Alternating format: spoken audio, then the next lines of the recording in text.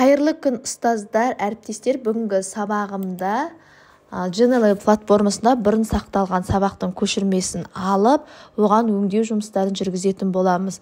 Ол үшін бұрын сақталған сабақтың үстіне барып, 3 точканы басып, көшірмесін алсақ, жаңа сол сабақтың көшірмесі пайда болады. Ашылған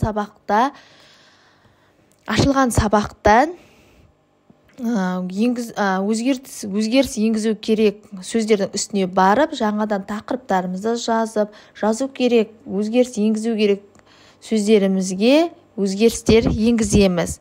Сұрақтарымызды өзгертеміз, жауаптарын өзгертеміз. Осы жерде баса назар аударатын нәрсе, яғни дұрыс жауапты next page деген жерге жазамыз. Ал қате жауаптарды go to page дегенге жазып өтетін боламыз. Яғни go to page деген 16-шы бетте біздің соңғы дұрыс емес деген жауабымыз көрінетін болады. Ал next page деген, яғни келесі сұрақтарға өтіп отыратын болады. Осы нәрсеге басты назар аударғанымыз жөн. Осылай барлық сұрақтарымызды жазып шығамыз. Мына жерде 25 points деп үстінде көрініп тұрған, яғни жиналып атқан біздің балымыз. Ал for 250 points деген, яғни біз таңдағанда қай неге түсті, колесода балға соны көрсетіп отырады.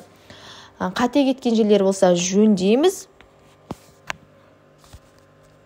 Жөндеу жұмыстарын жалғастыра береміз, яғни сөздердің шрифтісін өзгертеміз, размерін өзгертуге, орнын ауыстыруға, бәрін жасауға болады. Сонымен қатар поделицияны басып, көшірмесін алып, оны адресіне строкаға жазатын болсақ, біздің жасаған жұмысымыз ашылатын болады. Осылай колесоны айналдыру арқылы сұрақтарға жауап беріп, және келесі сұрақтарға өте аламыз. Осылай қанша сұрағымыз бар, сонша сұраққа жауап бере алып, соңғы нәтижесінде призерді таңдай аламыз, яғни сыйлықтарды.